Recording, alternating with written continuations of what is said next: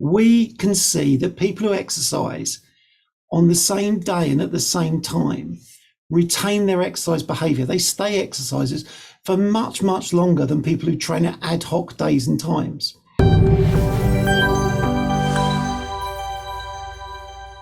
Retention is a measure of time. Attrition is a measure of people. How many people quit your club this week or quit attending this week? The opposite of quitting is joining. So if you were to draw a line at one end, you have the sale, then you'd have a long line measured in months of how long, or days, how long people stayed with you. And then you'd have the number of people that have quit. So when you hear people say attrition is the opposite of retention, is not. Retention is about how long people stay and is a measure of time. Attrition is a measure of people. And obviously the opposite of people can't be months. The opposite of it's the behaviours you're looking at. Now, what we've seen in our data is that anyone 18 to 35 actually churn faster, and over 35s tend to stay a little bit longer. Now, that is based on the demographic of the environment where your club is based. So if you're in a high population with older adults, your retention's got, and when I say older, I do mean over 35. I'm not talking old. So I can see there's a couple of people going, am I old? Am I old already? It's just a behavioural thing. Over 35 stay longer. And the reason they stay longer is when we've looked at the research on this, they tend to be more settled in their weekly behaviours. So they're more likely to have a steady job that they're fixed at, their weekly routine's the same, their home life is the same. And so when they find time to put exercise into their life, that becomes part of the week. And I did a piece of research a while ago now that we refer to as the Black Report. We did too, a black and white report. And the Black Report was me interviewing 1,000 people who had been members of health club studios or gyms for had at least 2 memberships. So they joined, stayed, left, joined a second one, stayed. Some had left, some are still there. Those 1,000 people had 6,500 years of experience using clubs of different types. And there was a woman that I interviewed, and I quote her quite frequently because I think it reinforces the point I'm making. When I talked to her about her exercise program, she said, Paul, Thursday night is Zumba night because on Thursday night I do Zumba. She said, my husband knows I'm doing Zumba. My friends know I'm doing Zumba. And if my husband's working late or working away, he needs to arrange for childcare if he's not going to be at home himself, because Thursday night is Zumba night. And this woman had delineated this period of time in her week for herself, and nothing was going to shift that and nothing was going to change it. Now, that's, her describing it, but that's actually a pattern that we look for. We can see that people who exercise on the same day and at the same time retain their exercise behavior. They stay exercisers for much, much longer than people who train at ad hoc days and times. So if you can get your members to start attending classes or sessions at the same day and same time each week, even if it's multiple times throughout the week, they're going to stay much, much longer. In fact, when we looked at personal training, people who had personal training on the same day of the week at the same time stayed longer than any other type of member. But the next members that stood the longest were people who didn't have a trainer, but trained same day and time. And those people who had a trainer, but trained at an ad hoc time, didn't stay as long as the people who trained regularly, but on their own. So we can see that retention is very, very much related to visit frequency and timing. And in fact, we have what we call our top 10 factors impacting retention. Now, the number one factor impacting retention is visits. So you want to be driving visits. If nothing else you focus on this evening from me, it would be drive visits, because visits is the currency by which we gauge how well our business is doing. For many of you, visits is the way in which you get paid. If you don't have a membership approach, if you don't have an ongoing payment system for membership, and you're selling either packs, blocks, or individual visits, it's vital for you to get people to visit. When people don't visit, they stop attending full stop. And we can actually show patterns within the data that start with high visit frequency, moderate, lower, lower, and they just drift away. And that's if we just look at it and don't try and intervene. We know in our data that as long as you've got someone visiting at least once a week, they tend to stick to it. And if you look at all the academic research around forming a habit, you tend to form a habit when the minimum frequency is once a week. So if something's more spread out than that, it's very difficult to form a habit on it. When you start getting someone to come once a week, same day, same time, first of all, I would describe that as starting as a routine. They get into the routine of that, and then it becomes protected, and then it becomes nothing else is going to get in the way of that period of time. So focus on encouraging people to visit, at least once a week. Now, once a week won't give them the results that they're looking for on its own, but it will get them into this routine and habit-forming behaviour. We do need them to come more frequently than that, but if you look at the difference in terms of how long people stay in months, people who come twice a week only stay a little bit shorter than people who come 3 times a week or more. So there's no real advantage in terms of retention in getting people to come more frequently than about twice a week. Twice a week is also a sufficient amount of time to come to actually start to get some of those physiological changes and those muscle changes that people possibly are looking for. But you want to drive visits. And in fact, one of the ways we drive visits is through interaction. Now, many studios that I'm talking to at the moment, one of the challenges they have with interaction is staff numbers. So very small staff to member ratio, or no, there's a small staff to member ratio, meaning there's not many staff and there are many customers. One of the things you can do that we've seen that has a really big impact is interacting. Now, I'm just working on a piece at the moment for a presentation I'm going to do for myself on building communities. And everybody I talk to says, oh, we're a community gym, we're a community gym. We're not like the big boxes, we're a community. But there are 7 characteristics of a community. And one of the characteristics is not only that people are visiting the same venue, but they actually care about the other people that are visiting the same venue. And that's really, I think, the key characteristic that distinguishes clubs from communities and a membership from someone feeling like they're part of a community. Not only do they care about what they're getting from it, they care about other people as well. How do you get people to care? You have to interact with them. One of the challenges at the moment is low staff to member ratio. Can we do it digitally? Yes. Does it have the same impact? No. And I actually don't think, and I said this at a tech summit where I met Julian, and I said, I don't think any automated system with AI, with or without AI, will ever be as effective as someone looking up and smiling at you when you walk through the door, or saying how much they enjoyed having you in their class.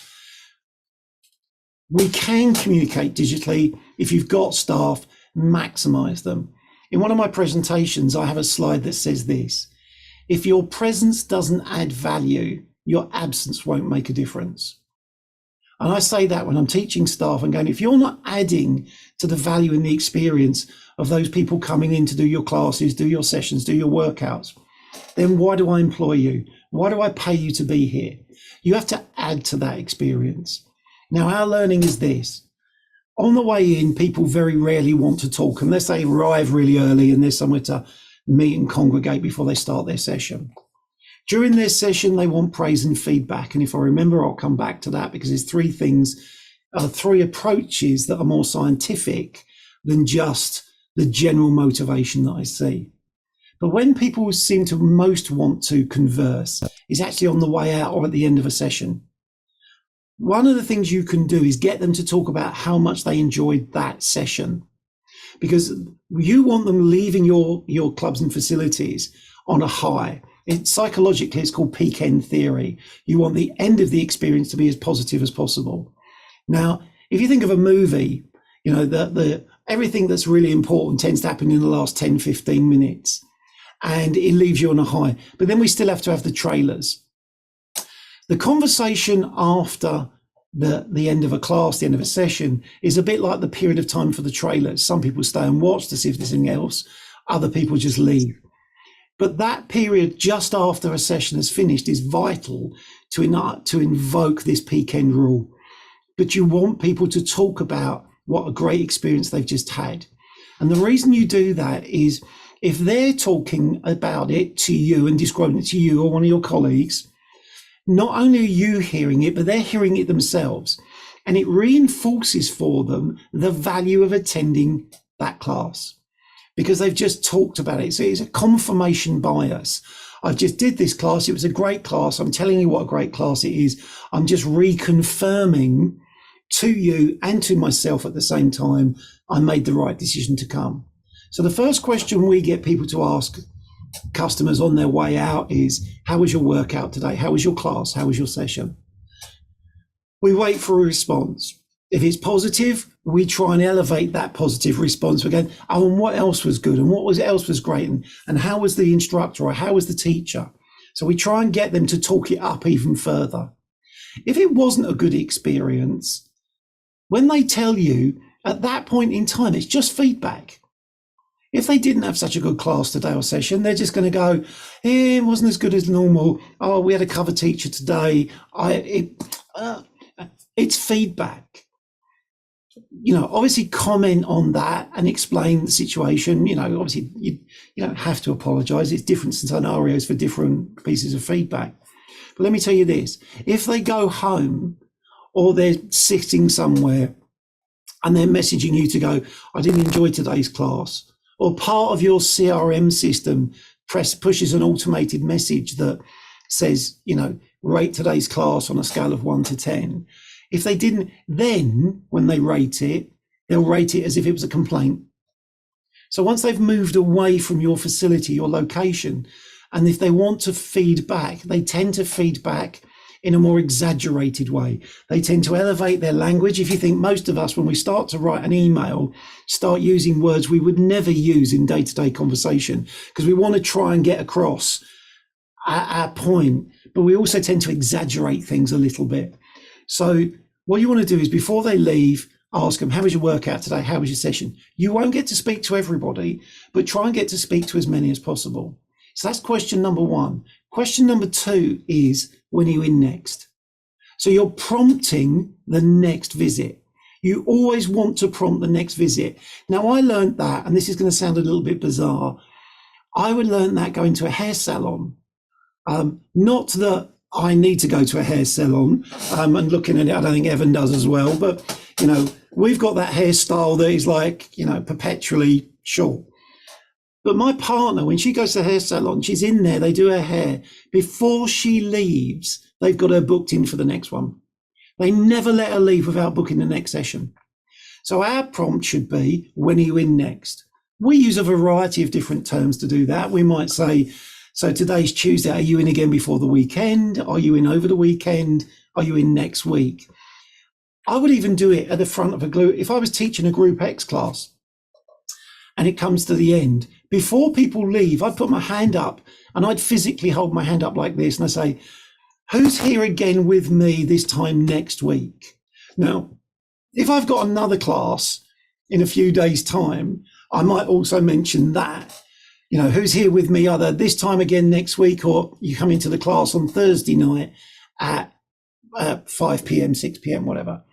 Everybody who puts their hand up, you're almost guaranteed they'll turn up because they've done a public commitment to a behaviour. All the ones who put their hand up are likely to wander over to you and say, Paul, I can't come to your class on Thursday because I've got another commitment. I'm out of town on work, or that doesn't really suit my schedule. But they'll apologise for why they can't, but they'll come when they say they're going to come. So what you're looking to do when you're having these conversations with people is you are looking to prompt the next visit. You're constantly looking to prompt the next visit. Now, I can give you some numbers on that. If I speak to you once in November, if I speak to you once in November during a visit, The chances of you still visiting in December go up by 20%. If I speak to you 2 to 3 times, which requires 2 to 3 visits in November, the chances of you attending in December go up by 50%. If I speak to you on 4 or more occasions, so I need you to visit 4 times in November, the chances of you turning up in December go up by 80%. That last description that I gave you, when are you in next? If you do that because you have rapport and a relationship with that customer member, that person, just one of those could generate a 74% chance of them turning up if they give you an answer that is, yeah, I'll be here Thursday night at 5 o'clock. So as soon as they commit to a time and date, you've got a really high probability of them visiting again. So one of the things we're always pushing is first get them to visit, and when they visit, speak to as many as possible. Now, I know when you've got low staff levels, that can be difficult, but do what you can. Speak to as many as you can. The end of the group exercise session, that's an easy one because you can get everybody before they leave the class. If you're more of a boot camp type thing and people are spreading out and leaving quite quickly, might be a bit more of a challenge, but do everything you can to speak to as many people as possible. We have seen that on the way in, people want to speak less. On the way out, they want to talk about the experience they've just had. Get them to talk positively about it and get them to confirm that they've made the right decision by getting them to say they're coming back to another session. Hey everybody, Jessica LaChance here. Do you want more business education for your fitness studio or wellness business? Subscribe to our YouTube channel or our email newsletters, and we'll see you here soon.